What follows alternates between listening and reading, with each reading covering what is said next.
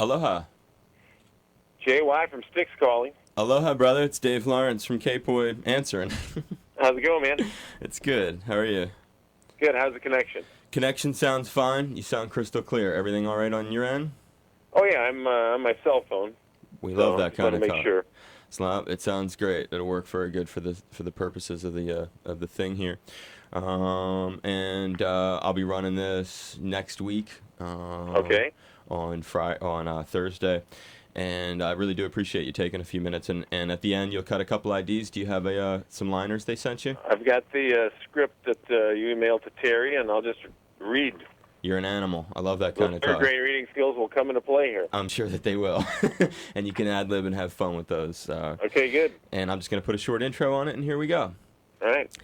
It's K-Poy 1059, the Big Kahuna, Honolulu's only classic rock. Dave Lawrence with you, and today we're joined by a very special guest who has a new CD that just hit stores. He comes from a musical family, beginning on piano at 5 years old, then the clarinet, finally the guitar. He's an original member of a legendary rock band and continues to this day be an innovator with them, and most recently with a release that combines their classics and some new music with a massive orchestra of young people. This should really be fascinating to hear about. And joining us to discuss One With Everything, Styx and the Contemporary Youth Orchestra, we give a warm aloha to Styx guitarist, vocalist, and songwriter James Young. Aloha, JY. How we doing, man? Mahalo for taking a few minutes, bro. Oh, it's my pleasure. We appreciate it. And when you take a look at this thing, is this your first time getting to do a big orchestrated piece? Well, we performed with the Atlanta Symphony Orchestra 10 years ago, but that was not videotaped or audio taped or any of that. It was just like a one-off summer show as part of their Pops program, I guess, in Atlanta. So this is the second time we've worked with an orchestra. And is it about was the same? first time we've ever, videotaped and audio taped this thing, and there was a daunting task with 125 young people playing classical instruments and another 60 actually as part of a chorus, so we had almost 190 people on stage. Yeah. I saw that. I did the math on the from when you're reading on the inside of the jacket, and it is staggering. Was the size of the Atlanta thing, were there as many people at that? I think it was probably attended about the same way that was at the. No, I don't mean the attendance, but the breakdown of the orchestra. Was the orchestra about 170 to 100, or 190 people or whatever? Well, there was no chorus. Okay. In Atlanta, so we've got the addition of a chorus, but I think the orchestras were both of similar size. It could be that the Atlanta one was maybe a few pieces less. That's crazy having that many people. And you know what's amazing about One With Everything is you don't really get lost in the mix. I mean, the mix is it gives you the feel of the orchestra and the chorus in all the right places. Yeah, we worked very hard on those 96 tracks of audio to, to make sure that we captured the sound of the room, because the whole was a very big sound. Mm-hmm. But it still got a chance to feature certain sections of the orchestra, as well as obviously certain of my colleagues and myself. When the song calls for it. And that's good you pointed out. I mean, two that come to mind that I think fans will at least appreciate. When you hear "Fooling Yourself," they're much like you said. You take advantage of the chorus in that, and man, does it sound just gigantic. I mean, the parts where they should be, they really are. And have them reinforcing the "get up, get back on your feet, you're the one they can't beat, and it is." You got it.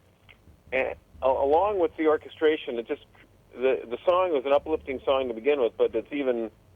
I couldn't believe it could be taken to another level. But these kids and the orchestrator that put it together just lifted this song beyond my wildest dreams. That tune really lends itself, I guess, also no doubt about it, to being able to take advantage of it like that. And when you listen to that in particular, because that's what really struck me, I was like, wow, you guys really go about employing the chorus and the orchestra in ways that are really effective on songs that make it stand out, and it doesn't take away from the original allure of the song, and it highlights the words that you just read off there, and they come to life in this big way. The other tune that in a whole different way, putting the spotlight back on the orchestra, would be the I Am the Walrus. And that, to me, has a very different sound than the live version that's on Big Bang Theory, which we were strongly supportive of and continue to spike our playlist with. And when you hear the version that you did with the Contemporary Youth Orchestra, man, they just own that thing in spots. And it brings it back, I guess, to the Beatles in some ways. Well, the great thing was it was sort of a blending of our version and the Beatles version to have the orchestra there. Even though there's, it's just a fade out on the original record. So we had to readapt it, obviously, with our stage ending. But it just, I agree with you wholeheartedly. It's in a different spot than the original. It's a different spot than ours of 2 years ago. It's in a wonderful new place that kind of is a hybrid and a joyful combination of the two previous performances. Yeah. It really is. I mean, and for fans, it's going to be, they're going to really hear that too, in that tune. And the arrangements. That's another thing I wanted to point out on beyond just taking advantage of the chorus and the orchestra in the right spots. The arrangements are tasty. On particularly a song that I'm going to play in a moment here is the Willie Dixon cover. Is that you doing the vocals and stuff on That's me on lead vocals there. Yeah. That's hot stuff. I gravitated immediately to that in terms of my personal listening and stuff. As a Chicago boy, who are the biggest? Because I've known you've done a lot, so I want to hear the laundry list because it'll blow people's minds, and you have a right to do it. Who are the biggest, most significant to you bluesmen that you've gotten to work with and get up close to? Well, honestly, Johnny Johnson is the only guy, and Coco Taylor, who performed with us at the Old Chess Studios a couple of years ago. Those are the only two I could say that I really have worked with. I had a meeting with Willie Dixon, met the man in person, and his legacy lives on in terms of all the great songs he wrote. And, of course, we've become big supporters of the foundation that he created 20 years ago, Willie Dixon's Blues Heaven Foundation. I know that. And so it's... So he's one that you met. You met him just once. Just once. And was it where was that? I mean, just give me a little. I mean, just flashback for a moment. Where was it? When? What it? Well, the irony is, of course, that his manager, as well as Muddy Waters' manager's office, was in suburban Chicago, like a block from where I've lived for the last 25 years. It's kind of a wacky thing. And Muddy Waters was in the local suburban, hash house, eating their ribs, and said they were good ribs. I mean. And I was invited to Muddy Waters' house for a barbecue, but because Styx was on the road in 1983 when I received this invitation, I couldn't go. I obviously had a commitment to my bandmates, and then sadly Muddy passed away just a short time after that. So, I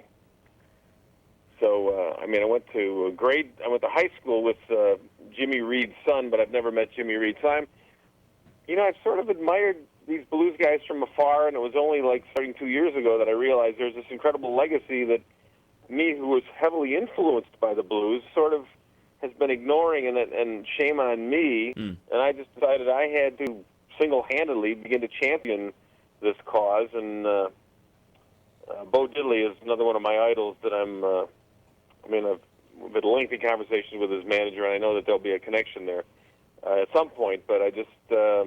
I'm delinquent because Styx is so busy. I don't get a chance to go on these wonderful, fantastic side trips of meeting these great legendary people. He's outrageous live. I've seen Bo tons of times. I used to go see him in Boston all the time when I was working there. I love that tune he does, that bad seed. I'm a bad seed or whatever. You know the one I'm talking. I mean, he's incredible. Oh yeah. To this day. James, let me throw down this, and James, FYI, this is just a fake cutaway, and we'll keep talking, all right? James, let me throw down this Willie Dixon cover, and then we'll talk some more. Is that cool? Great. It Don't Make Sense, You Can't Make Peace, Styx and the Contemporary Youth Orchestra, and really, really digging in to this cut from Willie Dixon here from their One With Everything CD on K-Poi 105.9 The Big Kahuna. Styx and the Contemporary Youth Orchestra's One With Everything CD and their cover of Willie Dixon's It Don't Make Sense, You Can't Make Peace on K-Poi 105.9 The Big Kahuna, Honolulu's only classic rock. In the stores now, Styx guitarist, vocalist, and songwriter James Young, a.k.a. JY, is our guest today. Thanks again for being on the show, bro. Oh, it's my pleasure, man. And another thing that you did a long time ago, in addition to, it's great hearing your first-hand account of getting to be around some of these blues cats, because not a lot of people get to do that, and it's special, even if it's just getting to meet them and stuff. But another dude that you shared some time with, another person who's very significant, and I'd love to hear a little bit about it. That was the late great Billy Preston, and you even shared the stage, I know, on that one. Can you tell us a little bit about how you hooked up with Billy? Well, as a result of going into the old chess studios at 2120 South Michigan and working with Johnny Johnson and Coco Taylor, we got invited to participate at the Eric Clapton's Crossroads Guitar Festival. And when we got back from our performance on stage on the Saturday morning, we get off there, and there's Sam Moore, who I know our manager has some connection with, of Sam and Dave, and Billy Preston is with him, and so we just started, goofing with those guys, and Lawrence, our keyboard player, starts singing about "I got a song, ain't got no melody," and then Billy answers, and we're dancing around like a bunch of teenage idiots singing this song, and because we were so excited to see these guys, and they just kind of got in the spirit of it, and it was such a great weekend to be part of Clapton's Crossroads Guitar Festival, and as a result of that, we said, "Hey, we want to get you on stage with us at some point," and that actually happened. The beginning of 2005 in Las Vegas, and the man is just unbelievable.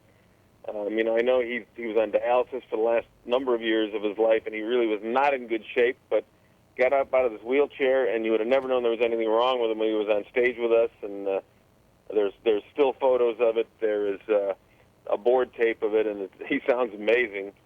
And so we were blessed and honored to have worked with Billy, absolutely. Could that ever be released? Well, we'd have to talk to somebody about it.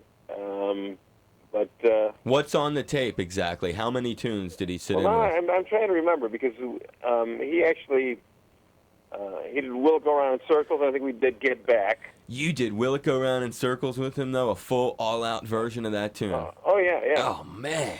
Dude. I got it. I mean, that's... I'll just have to find the bootleg just for myself, but you've got to release that, dude, because that tune, I mean, that gives me chills that that's the way that you that's how you sort of you connected with him by meeting him backstage, and then one of the cats in your band was singing the couple lines from that tune to him just because he wanted to do it right then and there, and then you guys kind of bonded, huh? Yeah, it was just phenomenal. Dude, that's so... when I met George Clinton, real quick, I'll tell you this, we were on his bus, and I started humming. I sang a little bit of Red Hot Mama from Funkadelic to him. I sang one verse, and then after that, and then he started humming Mommy Who's a Funkadelic from the first record, and then we were doing it together when they took our picture. So I just had to tell you that because it seemed like your story kind of... I like it. And from the days... This is something else that I think is really cool. Styx has always shared the bill with some awesome people, as people have been hearing from JY here about their amazing history. And from the days when Styx opened for people in the early 70s, and I mean when you were starting out and an opening act, what is a tour or tours that you, now that you're asked, that you recall fondly, or the artist, and you can just remember an experience of when, the much younger JY, out on tour, doing arenas, stadiums, sheds, wherever you were in the early 70s, and just a cool tour, and some moment standing off to the stage watching the band who you were out opening up for, going, man, this is cool. Because I know you appreciate stuff, so you'll probably have a cool memory. Well, one of the coolest things we did was open a number of shows for ZZ Top, and I don't know if people would normally think about those two bands being together, but back in the day, it was, there was a lot more eclecticism in terms of packaging things, and the guy that promoted them was from Chicago, and he was trying to sort of, become our national promoter at the same time as he was theirs. So we got a chance to do a lot of shows with those guys, and three human beings have never made that much sound. It was just unbelievable. And Billy Gibbons is, he's the master of understatement playing blues guitar, but he's just every note, there's guys that can play, 100 times faster than him, but every note he plays means something important. The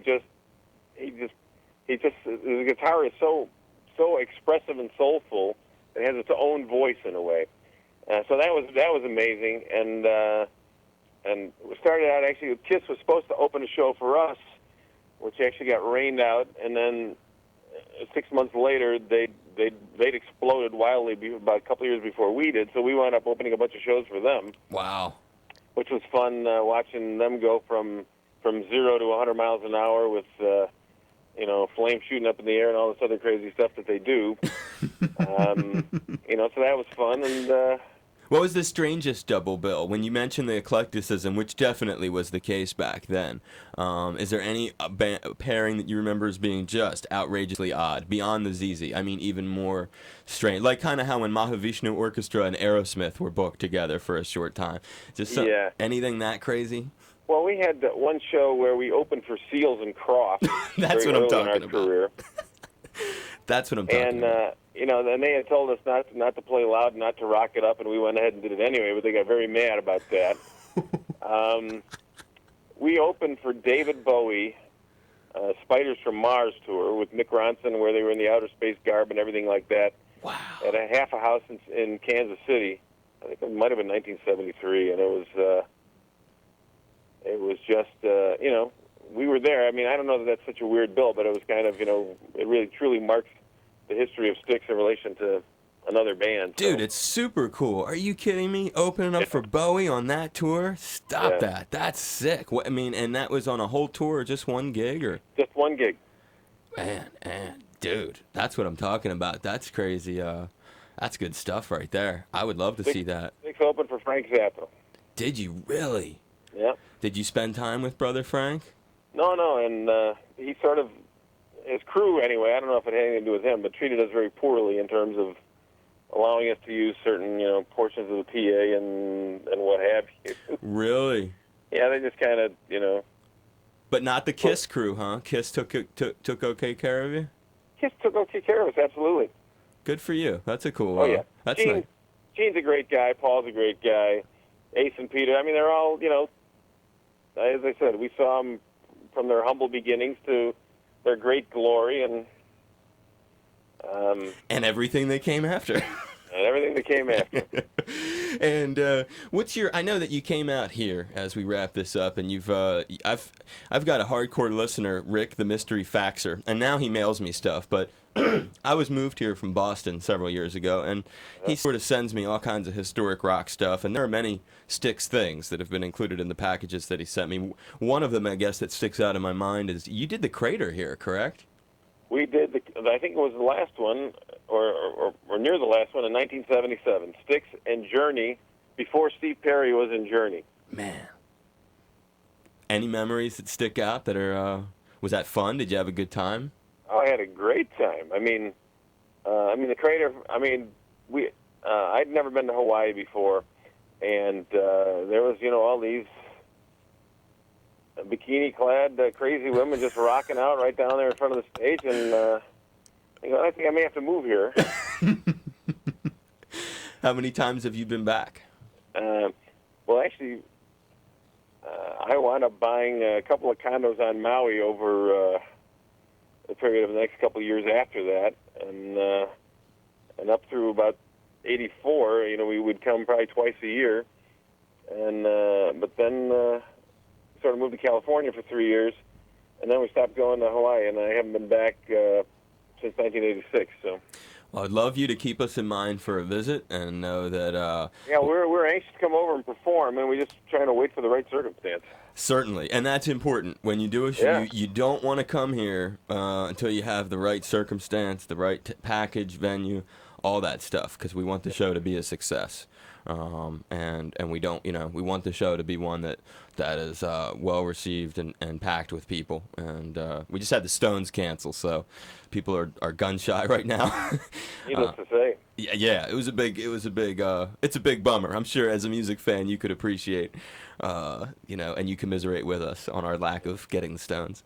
But please give Tommy a big aloha. He's been on the show a few times, and Styx are very popular here, and we have been strongly supportive over the last several years of the things that you've been offering fans. And I do appreciate it. Well, it's my pleasure, and I know that you guys are very appreciative, down to earth cats, and your time today has been valued. And I'm going to wrap it up with Renegade from One with Everything, Styx with the Contemporary Youth Orchestra. Yeah, dude, we have a hot edit of this that is happening, and getting a lot of calls, lots of feedback. And the sound on this, you got to give Todd also, real quick. Tell him, man, that guy is ferocious on the drums. I mean, My humble opinion, the best drummer in rock and roll. and this track really shows it off. So I appreciate it, and I hope you enjoyed being on the show. Thanks, Dave. You're welcome, James. And can you cut those IDs? How was that? Was that all right? That wasn't bad, was it? Oh, not at all. Cool. It's cool hearing you talk about those cool blues guys and stuff. That's fun stuff. And I am rolling anytime. All right, here we go. All right? Yeah, oh, world class. Check. Sounds good. All right, let me have a little more Pacalolo, and I'll do the next one. Oh, dude, are you a Pacalolo fan, Brother James? Just kidding. I'm like, no, what? I haven't touched stuff in 30 years. All right, here we go, number 2. Aloha, it's JY from the rock band Styx, and you are in excellent hands with our good friend Dave Lawrence. Don't touch that dial. Check right. 2. Sounds good. All right, so number 3. Aloha, people of the great state of Hawaii. It's James Young from the rock band Styx, and there's only one place to catch that magical time of day, and that's here with my buddy Dave Lawrence. Hey, Dave, it's 4:20. Thank you very much, brother. Thanks, man. And when we get out there, I'm going to look you up. Please do. I'd love to have you by the show. I'll take good care of you. Fantastic. Aloha, brother. Be well. Thank you.